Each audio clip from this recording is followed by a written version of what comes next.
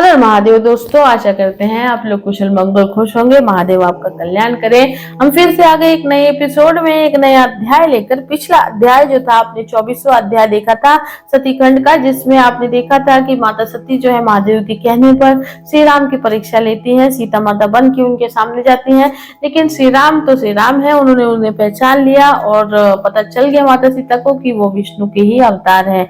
तो ऐसी अटकली ऐसी लीलाएं जो है भगवान रचते हैं और बहुत ही सुंदर ये जो लीला है। लेकिन फिर भी क्यूरियोसिटी माता के मन में रहती है और माता पूछते हैं कि वो आपके कैसे वंदनीय है, आप उन्हें इतना वंदन करते हो, मतलब श्री राम महादेव को इतना वंदन करते हैं और महादेव श्री राम को वंदन करते हैं, यानी कि विष्णु को वंदन करते हैं, तो ये कैसे। तो अब हम लोग इस 25वें अध्याय में जानेंगे कि ये कैसे हुआ। तो ठीक है, चलिए आप चैनल को सब्सक्राइब कर लीजिए, कमेंट में हर हर महादेव लिखना मत भूलिएगा, और कुछ भी शंका हो, कुछ भी सवाल हो, कुछ भी बोलना हो, जरूर हमें बताएं, हमें कमेंट करें। एंड यहाँ पर आपको इस प्लेटफॉर्म पे आपको सब कुछ मिलेगा, एस्ट्रो, वास्तु, अध्यात्म, मोक्ष, पाठ, पुराण का ज्ञान, सब कुछ एक ही प्लेटफॉर्म पे। तो सब्सक्राइब जरूर करिएगा एंड इसका श्रवण जरूर करिएगा, क्योंकि महाशिव पुराण मोक्ष का द्वार है। चलिए शुरू करते हैं। महाशिव पुराण रुद्र संहिता सती खंड का 25वां अध्याय कहता है, श्री शिव के द्वारा गोकुल धाम में श्री विष्णु का गोपेश पद पर अभिषेक करना, श्री राम द्वारा सती के मन का संदेह दूर करना, शिव द्वारा सती का मानसिक रूप से परित्याग करना। तो श्री राम बोले, हे देवी, प्राचीन काल में एक समय परम स्रष्टा भगवान शंभु ने अपने परम धाम में विश्वकर्मा को बुलाकर उनके द्वारा अपनी गौशाला में एक विस्तृत तथा रमणीय भवन बनवाया और उसमें एक श्रेष्ठ सिंहासन का भी निर्माण कराया। उस सिंहासन पर भगवान शंकर ने विघ्न निवारणार्थ विश्वकर्मा द्वारा एक छत्र बनवाया, जो बहुत ही दिव्य, सदा के लिए अद्भुत और परम उत्तम था। उसके बाद उन्होंने इंद्र आदि देवगणों, सिद्धों, गंधर्वों, नागों तथा संपूर्ण उपदेवों को भी शीघ्र वहां बुलवाया। समस्त वेदों, आगमों, ब्रह्मा जी के पुत्रों, मुनियों तथा अप्सराओं सहित अनेक प्रकार की वस्तुओं से युक्त समस्त दिव्यों को भी आमंत्रित किया।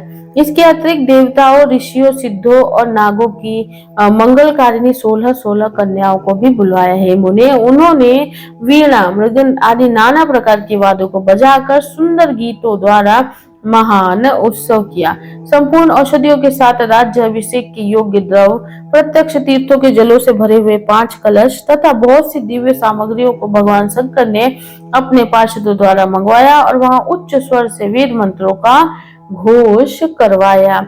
हे देवी, भगवान विष्णु की पूर्ण भक्ति से महेश्वर देव सदा प्रसन्न रहते हैं, इसीलिए प्रसन्नचित्त होकर वैकुंठ धाम से श्री हरि को बुलाकर शुभ मुहूर्त में उन्हें शेष सिंहासन पर बिठाकर महादेव जी ने स्वयं ही प्रेम पूर्वक उन्हें सब प्रकार के आभूषणों से विभूषित किया।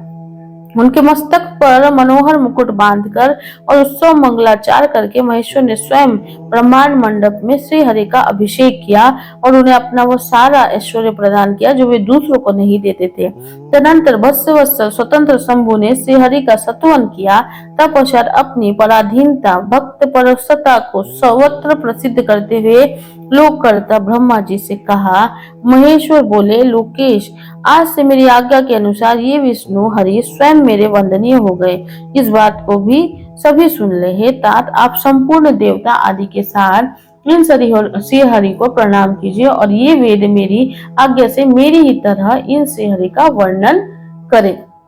श्री राम बोले, विष्णु की भक्ति से प्रसन्न चित्त हुए वरदायक भक्तवत्सल रुद्रदेव ने ऐसा कहकर स्वयं ही गरुड़ ध्वज श्री हरि को प्रणाम किया। तदनंतर ब्रह्मा आदि देवताओं, अन्य सभी देवों, मुनियों और सिद्धों आदि ने भी उस समय श्री हरि की वंदना की। इसके बाद अत्यंत प्रसन्न हुए भक्तवत्सल महेश्वर ने देवताओं के समक्ष श्री हरि को महान वर प्रदान किए। महेश्वर बोले, हे हरे, आप मेरी आज्ञा से संपूर्ण लोगों के कर्ता, पालक, संहारक, धर्म अर्थ काम के दाता तथा अन्याय करने वालों को दंड देने वाले होंगे। आप महान बल पराक्रम से संपन्न, जगत पूज्य जगदीश्वर होंगे और कहीं कहीं मुझसे भी अजय होंगे। आप उससे मेरी दी हुई 3 प्रकार की शक्तियां ग्रहण करें। इच्छा आदि की सिद्धि, अनेक प्रकार की लीलाओं को प्रकट करने वाली शक्ति और तीनों लोकों में नित्य स्वतंत्र रहने की शक्ति। हे हरे, आपसे द्वेष करने वाले निश्चय ही मेरे द्वारा प्रयत्न पूर्वक दंडनीय होंगे।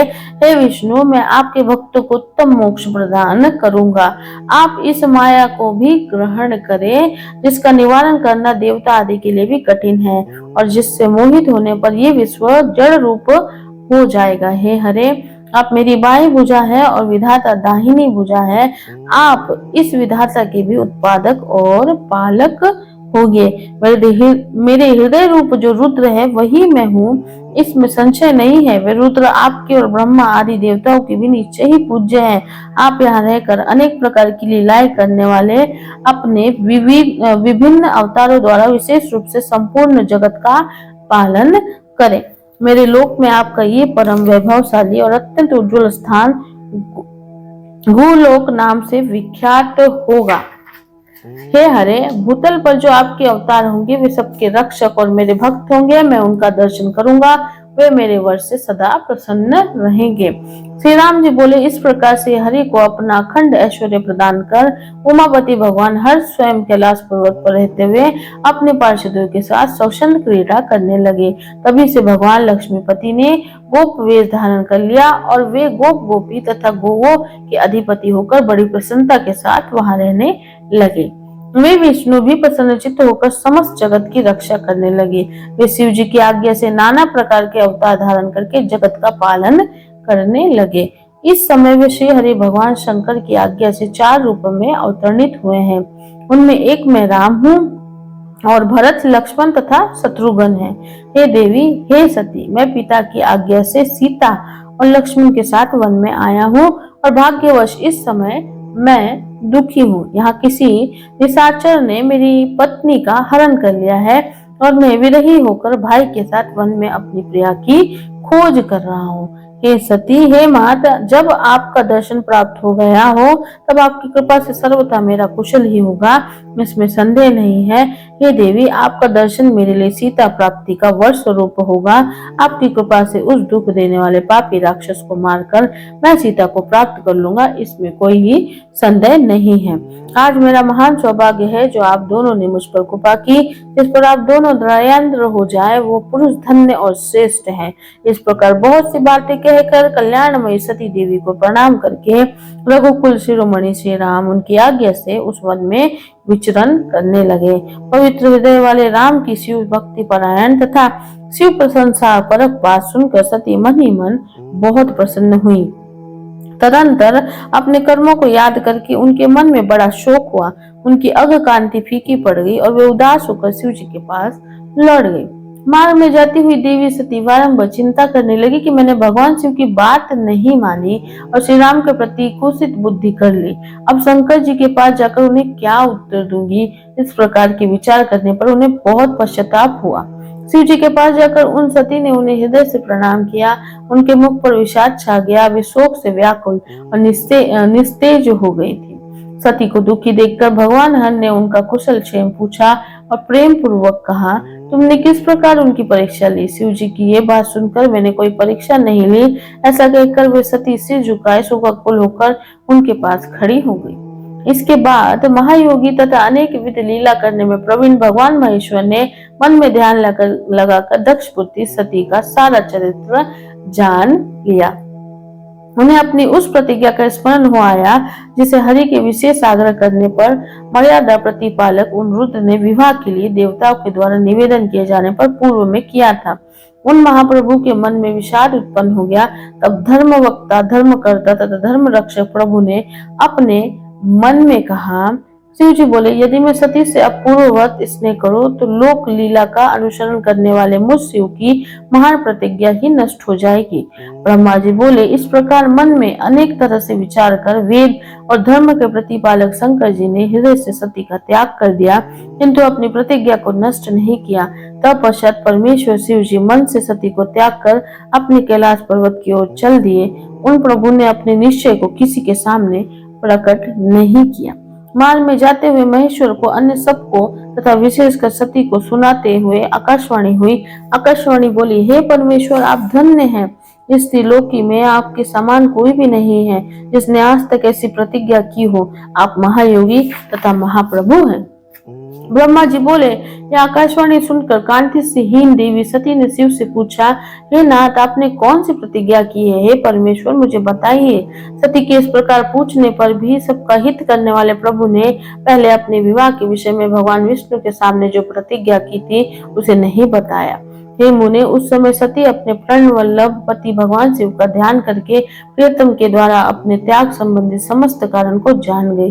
शंभु ने मेरा त्याग किया, इस बात को जानकर दक्ष कन्या सती बार बार श्वास भरती हुई शीघ्र ही अत्यंत शोक में डूब गई, बारंबार सिसकने लगी। सती के मनोभाव को जानकर प्रभु शिव ने उनके लिए जो प्रतिज्ञा की थी उसे गुप्त ही रखा और वे दूसरी बहुत सी कथाएं कहने लगे। इस प्रकार नाना प्रकार की कथाएं कहते हुए वे सती के साथ कैलाश पर जा पहुंचे और श्रेष्ठ आसन पर स्थित हो समाधि लगाकर अपने स्वरूप का ध्यान करने लगे। सती अत्यंत व्याकुल चित्त होकर अपने धाम में रहने लगी। हे मुने, शिवा और शिव के उस चरित्र को किसी ने नहीं जाना। हे महामुने, इस प्रकार स्वेच्छा से शरीर धारण करके लोक लीला का अनुसरण करने वाले उन दोनों प्रभुओं का बहुत काल व्यतीत हो गया। तत्पश्चात उत्तम लीला करने वाले महादेव जी ने ध्यान तोड़ा। ये जानकर जगदम्बा सती वहां आई और उन्होंने व्यतीत हृदय से शिव को प्रणाम किया। उदार चित्त वाले शंभु ने उन्हें अपने सामने बैठने के लिए आसन दिया और वे बड़े प्रेम से बहुत ही मनोरम कथाएं कहने लगे। उन्होंने वैसे ही लीला करके सती के शोक को तत्काल दूर कर दिया। वे पूर्वतः सुखी हो गई, फिर भी शिव जी ने अपनी प्रतिज्ञा को नहीं तोड़ा। हे तात, परमेश्वर शिव जी के विषय में ये कोई आश्चर्य की बात नहीं समझनी चाहिए। हे मुने, मुनि लोग शिव और शिवा की ऐसी ही कथा कहते हैं। कुछ मूर्ख लोग उन दोनों में वियोग मानते हैं, परंतु उनमें वियोग कैसे संभव है? शिवा और शिव के वास्तविक चरित्र को कौन जान सकता है? वे दोनों सदा अपनी इच्छा से क्रीड़ा करते हैं, भांति भांति की लीलाएं करते हैं। सती और शिव वाणी और अर्थ की भांति एक दूसरे से नित्य संयुक्त है। उन दोनों में वियोग होना असंभव है। उनकी इच्छा से ही लीला में वियोग हो सकता है। और इस प्रकार से शिव महापुराण के अंतर्गत द्वितीय रुद्र संहिता द्वितीय सती खंड में सती वियोग वर्णन नामक 25वां अध्याय पूर्ण हुआ। हर हर Mahadev Bholenath. So guys friend, आपने देखा कि ये जो 25वां अध्याय था इसमें एक बहुत ही सुंदर वर्णन किया है। जब महादेव जो है खुद जो विष्णु है उन्हें देते हैं, बहुत ही अलग पदवी देते हैं, जबकि वो उनके भक्त थे लेकिन उनको उनकी भक्ति से प्रसन्न होकर उन्होंने अपने से भी ऊपर दर्जा दिया। और अपने महादेव हैं ही ऐसे कि वो अपनी नहीं सुध लेते, वो हमेशा दूसरों को प्रेफरेंस, दूसरों को ही इम्पोर्टेंस देते हैं, दूसरों को ही सपोर्ट करते हैं। वो चाहे कितने उन्होंने जगत बनाया लेकिन उनके भक्तों की जगह उनके दिल में अलग ही है। जो कोई भी सच्चा भक्त उनका होता है उसको वो हमेशा प्रोटेक्ट करते हैं, सदैव उन्हें अपने से ऊपर ही स्थान देते हैं। उनके भक्तों के आंसू, भक्तों के दुख उन्हें बिल्कुल भी सही नहीं जाते। महादेव की यही विशेषता उन्हें अलग बनाती है और उन्हें देवों से महादेव बनाती है। तो यही बहुत सुंदर वर्णन था। आई होप कि आपको ये विष्णु जी का जो वर्णन है और महादेव के द्वारा किया हुआ उनकी जो पूजा है ये आपको जरूर पसंद आई होगी। कमेंट में जरूर बताइएगा कि आपको ये अध्याय कैसा लगा, आपने श्रवण किया या नहीं, और चैनल को सब्सक्राइब करके ही जाइएगा। हम मिलेंगे आपसे अगले अध्याय में अगले पार्ट के साथ। तब तक अपना बहुत बहुत ख्याल रखिए। हर हर महादेव।